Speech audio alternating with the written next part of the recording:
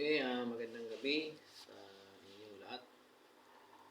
Saan kayong dako ng lugar na nanonood o kumapanood po ninyo ito. Mag, meron po tayong pag-aaralan tungkol po sa salita ng Diyos at sa tinapos na trabaho ni Kristo sa cross ng Calvary. Ganito po ang ating pag-aaralan. Ang pabor ng Diyos sa ating mga sumampalataya. Ang pabor ng Diyos sa ating mga sumampalataya sa tinapos na gawa ng Panginoong Jesucristo sa krus ng Kalbaryo na natanggap natin, nang tanggapin natin ang Panginoong Hesus bilang Panginoon at personal nating tagapagligtas sa pamamagitan po ng pananampalataya lamang. Dahil ang kaligtasan po ay sa pananampalataya lamang. Okay. Ano po yung pabor na yun ng Diyos na natanggap natin? Nang una po, na pabor ng Diyos na natanggap natin doon sa krus, sa tinapos po itong gawa ng Panginoon Hesus sa krus ng Kalbaryo. Ito po ang una, tayo po ay eternally saved. You are eternally saved. Tayo pong lahat ay eternally ligtas. May buhay po tayo walang hanggan at ligtas tayo eternally. John 3:16, sabi dyan, ganyan lang ang pag-ibig ng Diyos na binigay niya ang kanyang bugtong na anak upang ang sino man sa kanya ay sumampalataya ay hindi na mapahamak, kundi magkaroon ng buhay na walang hanggan. Ang buhay pong walang hanggan ay sa pamamagitan po lamang ng pagsampalataya, pagtanggap sa Panginoong Hesus bilang ating tagapagligtas at Panginoon. Pag ginawa po natin yan, tayo po ay eternally saved. Tayo po ay ligtas na kailan. At hindi na po nawawala yung salvation. Once you are saved forever. Yan ang sinasabi ng eternally saved. Pangalawa po ay, you are forgiven all of your sins. Pinatawad na po ang ating mga kasalanan. Lahat ng kasalanan natin ay pinatawad na. Meron pong iba nagsasabi na hindi pa daw lahat. Kaya nagkakasala nga sila araw-araw. Natural eh. Araw-araw naman talaga tayo nagkakasala. Alam ng Diyos yun. Nagkakasala tayo araw-araw. Kaya nga ang ginawa ng Diyos eh. Pinurgive na tayo. Pinatawad na tayo natin ng kasalanan na magagawa pa. Kasi alam niya yan, lagi tayo nagkakasala dahil sa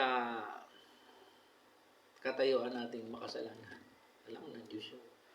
Na talagang sa bagsak na kalagayan natin bilang makasalanan, lagi tayo nagkakasala kasi makasalanan nga eh. Kaya ginawa ng Diyos ay pinatawad na tayo sa ating mga kasalanan. Yung po ang ginawa ng Panginoon Jesus doon sa krus ng Kalbaryo. Nabuhos po ang kanyang dugo doon sa krus para tayo mapatawad sa ating mga kasalanan. Hebreo 9:12, basahin natin. Hebreo 9:12. Corinto,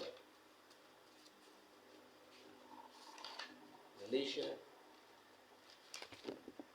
Ephesians, Philippians, Colossus, Thessalonica,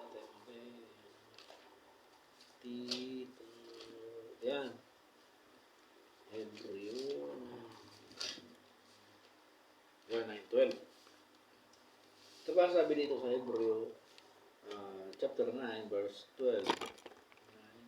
9:12, ito pa sabi.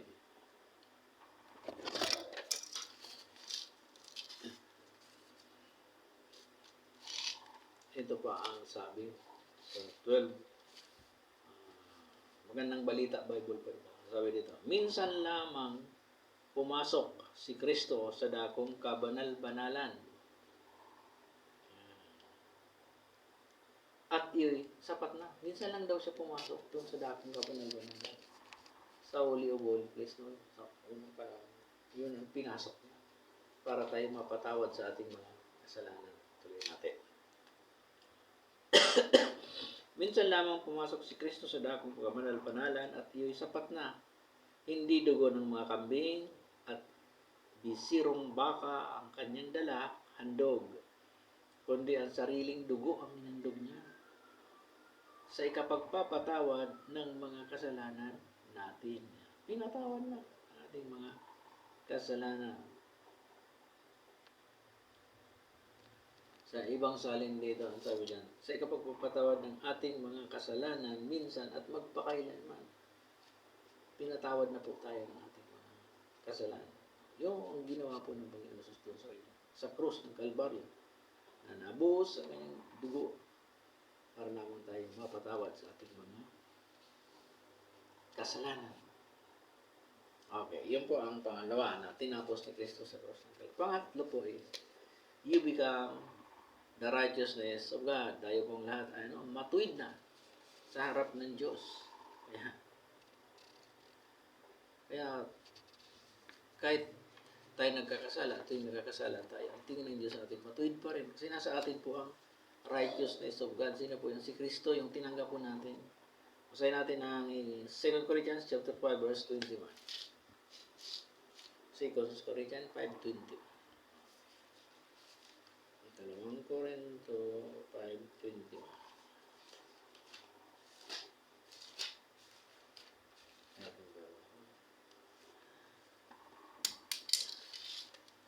Okay. 2 Corinto 5:21. Ito po ang sabi. Ito po yung finished work. Hindi nagkasala si Kristo. Ngunit dahil sa atin, siya ay ibinilang na makasalanan upang makipag-isa tayo sa Kanya at mapabanal sa harapan ng Diyos sa pamamagitan niya. Kaya naging banal po tayo dahil sa Panginoong si Kristo. Hindi tayo naging banal dahil sa ating gawa. Hindi natin kayang maging banal sa pamamagitan ng mga gawa natin. Kasi makasalanan nga tayo, bagsak sa bagsak na kalagayan natin na makasalanan. Wala tayong magagawang mabuti sa harap ng Diyos. Sabi ng Diyos, lahat ng mabuti mong gawa ay maruming basahan sa tingin ng Diyos. Kaya masama. Makasalanan, lahat tayo ay makasalanan. Kaya wala tayong magagawang mabuti sa harap ng Diyos. Kaya dahil po sa kabutihan ng Panginoong Hesus, na siya na po ang umako para po lamang tayo maligtas, maging banal sa harap ng Diyos. Ito sabi niya. Sabi, hindi nagkasala si Kristo, ngunit dahil sa atin. Siya ay naging makasalanan dahil sa atin. Siya ay ibinilang na makasalanan upang magipag-isa tayo sa Kanya. Saan tayo magkikipag-isa? Sa Kanya. Sa Diyos. At mapabanal sa harapan ng Diyos. Tayo doon ay banal na sa harapan ng Diyos. Sa pamamagitan ni Kristo. Alisin mo si Kristo, hindi ka banal sa Diyos. Makasalanan. Galit sa iyo ang Diyos dahil makasalanan. Pero dahil nasa iyo si Kristo, tinanggap mo siya. Kahit nagkakasala ka, ang tingin sa'yo ng Diyos ay banal ka pa rin. Sabi ng kaibigan ko, gwapo pa rin. Okay. Dahil pinatawad ka na nga eh. Binanal ka na ng Diyos. Kung banal ka na, sasabihin naman ng iba may doktrina. Kailangan na niya, kung banal ka na, magpakabanal ka. Ano ba, di ba sapat itong ginawa ng Panginoong Hesus? Dahil magpapakabanal ka. Ibinanal ka na nga ng Diyos. Dahil hindi natin kayang magpakabanal. Hindi tayo banal at hindi natin kayang maging banal. Kaya si Kristo na po ang gumawa ng kabanalan natin. Kaya ang tingin ng Diyos sa atin banal kasi dahil kay Kristo. Dahil sa tinapos na gawa ni Kristo sa krus ng Kalbaryo na tinanggap po lamang natin sa pamamagitan ng pananampalataya sa Kanya. Malinaw po ba? Banal ka sa harap ng Diyos, pero sa harap ng tao, maaaring hindi. Kaya sa buhay Kristiyano, ang sabi ng Panginoon, magpakabanal kayo sapagkat ako ay banal o sa kapwa na yun. Sa harap ng Diyos, banal ka na. Wala ka nang gagawin. Sumampalataya ka lang sa Panginoong Hesus, banal ka na. Sa harap ng Diyos, pero sa harap ng tao, maaari ay hindi ka banal. Kaya kung ikaw ay ligtas na, anak ka na ng Diyos, ay magpakabanal ka, gumawa ka ng kabutihan sa kapwa para maging banal ka sa harap di lamang sa harap ng Diyos, kundi sa kapwa natin. Saka instinct na yun, yung mabuting gawa. Ephesians chapter 2, verse 10. After ng 8 and 9, sabi doon, for by grace are you saved through faith, it is the gift of God, not of work, should boast. Sa verse 9. And 10, ang sabi doon, manggagawa, naukol na tayo. Ibig sabihin, instinct, after mong maligtas, talagang gagawa ka ng mabuti. Dahil natural na yun, gagawa ka ng mabuti. Sa kapwa mo. At hindi ka gagawa ng masama. Kaya may hiya ka naman sa Diyos. Niligtas ka na gagawa ka pa ng masama. Diba? Kaya gagawa ka ng mabuti sa harap ng kapwa natin. Hindi po sa Diyos, kasi sa Diyos, binanal na tayo ng Diyos. Banal na tayo sa harap ng Diyos. Pero sa kapwa natin, hindi. Kaya nga ayusin na lang natin na relasyon ay sa kapwa. Dahil wala tayong namamagitan sa kapwa. Pero sa Diyos meron tayong namamagitan, si Kristo. Tayo nagkakasala, tayo si Kristo ang namamagitan sa atin. At nang nakikita ng Diyos ay ang Panginoong Kristo sa atin. Kaya tingin niya, banal ka pa rin kahit nagkasala ka. Kasi binanal ka na nga ng Diyos. At sasabihin ng Diyos, ay ng Panginoong Isus, hindi Ama, pinatawad ko na yan. Pinatawad na tayo. Kaya banal ka pa rin sa tingin ng Diyos. Kasi napakahalaga ng dugo ng Panginoong Isus na nabuo sa krus ng Kalbaryo para lamang tayo mapatawad sa ating mga kasalanan. Pang-apat po is, you are healed by His stripes. Tayo daw ay magaling na sa ating mga sakit at karamdaman. Ito po ay finished work. Tinapos po itong trabaho ni Kristo sa krus ng Kalbaryo. Bakit po? Isinama ito ng Panginoong Isus sa krus. Tinapos niya rin. Kasi sinabi niya, last, bago siya mamatay, it is finished. Ito, tinapos niya, kasama ito sa pininis niya. Kasama ito sa tinapos ng Panginoong Isus sa krus ng Kalbaryo. Na you are healed by His stripe. Bakit? Kasi alam po ng Diyos, walang ng Panginoong Isus, na tayo po sakitin. Nung sa ministry niya pa lang, ang daming mga may sakit, pupunta sa Kanya at pinapagaling. Kaya alam ng Diyos na ang mga tao ay sakitin. Dahil ngayon sa kasalanan. Sakitin tayo. Kaya kinakapitan tayo ng mga sakit. Kaya ang ginawa ng Panginoong Isus, sinama niya na yung sumpa na yun. Kanya na pong binayaran sa krus ng Kalbaryo. Kasama na po ang kagalingan ng ating physical na katawan. Sabi po ng iba, ito niya daw ay spiritual. Bakit spiritual? Namatay ba? Nasugatan ba ang Panginoong Yesus spiritual doon sa krus? Hindi yung latiguhin ba siya? Spiritual ba yun? Yung halos madala lahat ng laman sa kanyang katawan. Hinahagupit siya ng latigo na may talim sa dulo. At bumuhos ang kanyang dugo. Dahil yung laman nadadala sobrang hirap mo para lamang tayo. Tiniis niya po para lamang po tayo gumaling sa ating mga sakit at karamdaman. Ang problema lang kasi nito, ayaw tanggapin ng iba. Spiritual daw ito Anong spiritual daw? Walang spiritual daw. Physical na Literal na naghirap ang Panginoon. Literal siyang nasugatan, nabugbog ang kanyang katawan.